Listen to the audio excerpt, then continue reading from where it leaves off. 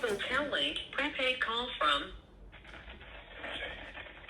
an inmate at the Bergen County Jail. This call will be monitored and recorded. You have opted into automatic call answering. To opt out, press star. For call rates or to opt out later, dial 87. Thank you for using Global Clink. What up, what up, what up? You know the vibe? We in the hood, baby. What's good? What's up? So, hey, shit, man. Yo, let me tell you this funny shit. Right now, you know how we do. We reporting live from in the belly of the Clink, you know what I mean? In other words, I'm locked up, but hey, listen, I'm soon be out. But let me tell you how funny shit is, man. Let me tell you how these people around here, these correction officers, these sheriffs, these civilians that work inside this prison system, you know what I mean? Let me tell you how these niggas is really violating us right now, alright? So they had a bunch of civilians that come in and do an audit every year. They walked through the building yesterday, right? But instead of taking them to the housing areas, they take them to the places that we don't even frequent at all. We got a whole gym across the hall from my housing area that we ain't never seen the inside to. But they taking the nigga over there to show them how nice and clean the place is. You see what I'm saying? They over here trying to avoid the fact that we got tiles on the bathroom floor that's missing at S5. You understand what I'm saying? That we got vents that ain't been cleaned in decades. I'm looking at mold hanging out this shit. You understand what I'm saying? But they won't bring the civilians in here for that part. But before the civilians came here, they got to get a heads up that they're coming here. So guess what they did? They came around with these little graffiti wipes telling us to wipe off our walls, all the drawings and stuff like that that we put on our walls to keep our minds sane. You understand what I'm saying? These niggas out here is foul, man. They foul. Yo, listen. They are foul. They don't want you to know what's going on in here. You know what? Let me ask you a question. How many of y'all ever grew up watching that Price is Right? I'll wait. I know I was one of them kids that grew up watching the Price is Right. But let me tell you something about that white man, Mr. Bob Barker. You know, as much as we like to say that we don't support slavery and all of that, we don't support sweatshops and all of that, Mr. Bob Barker does. How about that? Ooh, say that again. Come here real quick. Hold on. Mr. Bob Barker does. Fuck Bob Barker. That nigga got us in here wearing these little bum-ass Pataki shoes, right? That fall apart after 2 uses. You go play ball with these, you gonna definitely be walking on the soles of your feet. Listen here, man. They hide these things from you. We in a jumpsuit that Mr. Bob Barker made. Matter of fact, the bed that we sleep on is Mr. Bob Barker made it. And guess what? Guess where they're made at? In Vietnam. You understand where all the war happened at? Where all the soldiers came home from the U.S. strung out off of all that opioids and all of that. You understand? And now here we are in this prison wearing his clothing. They don't want us to wear Nike. They don't want us to wear our own clothing. They want us to wear his. Even in his death, his untimely demise, we're still giving him money. But the conditions that we're living in, sheesh, you wish you had something better to do. Listen, man, it is unbelievable how they treat us.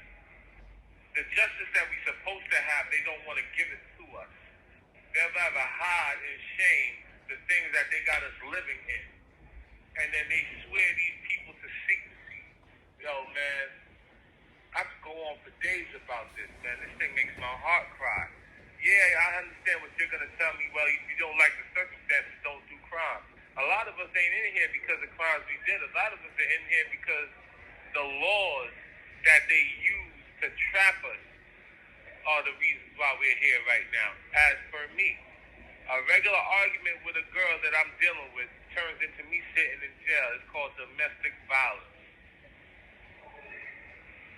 As long as she feels like she's threatened, I'm going to jail. And guess what? While I'm in here, they don't treat me like if I'm innocent until proven guilty. They treat me guilty. In fact, I had an officer call me a crackhead because that's the type of people that they're locking up right now. So when you hear about gentrification and you notice your neighborhood start to look a little bit more cleaner because the addicts ain't around no more. Guess what? These trumped up charges that they're giving us, that's why you don't see your addicts no more. It's not that they moved down south. It's not that they cleaned up and got a job. No, they put them in jail. Loitering. Trespassing. Eluding. So now guess what? The people that you used to see on the corner begging you for quarters and dollars and stuff like that, that's what happened to them. They locked them up on those type of pretenses. But we don't give a F about that. You don't question your taxes that you pay every year, especially those who, don't got dependents and stuff like that. You don't ever wonder where that $75,000 ever went when you pay it back and they tell you can't get no tax refunds? Yeah, to this system that they're taking the money. Let me tell you where I'm at. If you ain't hear from the introduction, it's Bergen County Jail. One of these richest counties. And guess what? This richest county can only afford to give you one pair of Bob Barker shoes to wear. And when that shit is broken, you got to go through a loop in a song just to get another pair. But in order for you to move around the building, you got to have them on. So, like, if you tell me how you make that work. If you hear this, right, you hear the noise in the background, some of these people are either too young to understand what the hell they're enduring or going through, or too doped up to understand how to get out of their situation. So they treat everybody the same, no matter who you are, which is foul. There's 63 guys in the dorm with one CO, and guess what the CO is doing right now? He got his hands on his head, chilling. You know why? Because this is not a threat for him. This is not a threat for us. We're just a normal bunch of people just trying to survive and make it back home to our loved ones or back home to what we did best. And it's fucked up. Pardon my language, y'all, but I gotta say it like this because it's the truth. It's the truth. Sometimes I get a little bit ashamed of my brothers and sisters because we're uneducated to understand the type of situation that we're in. And we don't want to know no better. Here's what. We got 9 tablets. Out of 9 tablets, I could probably only see about 2 of them because the other 7 are in somebody's cell because it's my tablet. But then if I go to press you now, it's why you doing this over state shit? But now the tablet affords you the law library and stuff like that. But when you look at a nigga's tablet, he got iHeartRadio. He got Sudoku puzzles on there. Instead of something Candy Crush, instead of something to help dig yourself out of the walls that they build around us. And the government is okay with that. Hold on, I ain't even done yet, man. How about it's every 2 weeks to go to the law library? So you ain't here on some real shit. You gotta wait 2 weeks before you can go to the law library to dig yourself out the wall. That's rough. Where I came from in New York State, guys died over that. You understand what I'm saying? You got law library as long as you signed up for it because your case don't stop or it doesn't wait 2 weeks. The judge don't understand your negligence to the law. Negligence it doesn't hold no weight in the court of law. And this is the things that's disgusting me. This is the things that these people want us to do. Be uneducated so that way they can make that $66,000 a year, month, however you put it. This is how they keep the recidivism rate going up. You got people that come in here and they're not even addicts, but because they need a peaceful night of sleep, they might go down because they need some mental health. Now you're putting us on these pills that knock us out for half of the night, half of the day, however it may go. So how do you get to study or look up things that you need to look up if you're incapacitated? You can't. These are the tricks of the trade. Now guess what? You get ready to release me. The reentry programs act if they want to hook you up with a mental health facility when you get home. So that way you can continue this legal narcotic treatment that they're giving you. Listen to what I'm saying. This legal narcotic treatment that they're giving you. So now they're turning you into a drug addict because when those pills no longer work, you're looking for something stronger.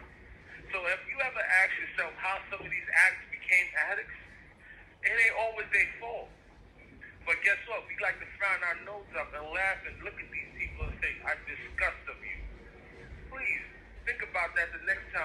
this back the next time around you see somebody and you're trying to figure out what pushed them to that limit. Because it ain't real, man. It ain't right. The things that they're doing to us, the things that we're enduring, it psychologically breaks us. And once we're broken, our families don't even want to give us the time of day to even try to fix us. Can you imagine you growing up with somebody you called your brother, your mom, your uncle, whoever it may be, you did a little bit and they come home and they treat you differently because they don't know who the person that's standing in front of them is? That's what I'm talking about. That's what I'm talking about. So what am I supposed to do? What are they supposed to do if everybody's turning their back on them? Would you turn your back on an autistic kid who was born autistic? No, you wouldn't. But that's what the government is doing to us as individuals right now. They're turning us into autistic people who don't know how to use our language or vernacular, pretty much our vernacular language, to express ourselves. So now when we lash out, it looks like we're crazy. You got dudes on the train stabbing us, choking us out, the whole 9 yards. When I say choking us out, yeah, I'm talking about homeless too. How you think they got homeless? They wasn't homeless all the time. We had a family at one point in time. Think about it. Come on, man. It's rough. We need y'all to wake up. Let me tell you something, man. This whole prison thing is an experiment. It's an experiment to enslave everybody, not just the niggas that's in jail.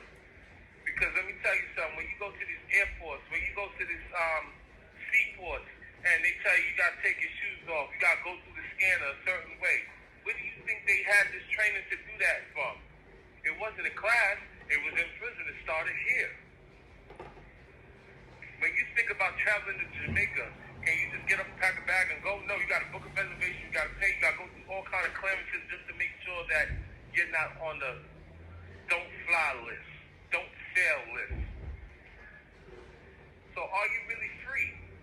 You're not free. I want you to remember that, all right? I want y'all to really remember that the next time around, y'all say that y'all free.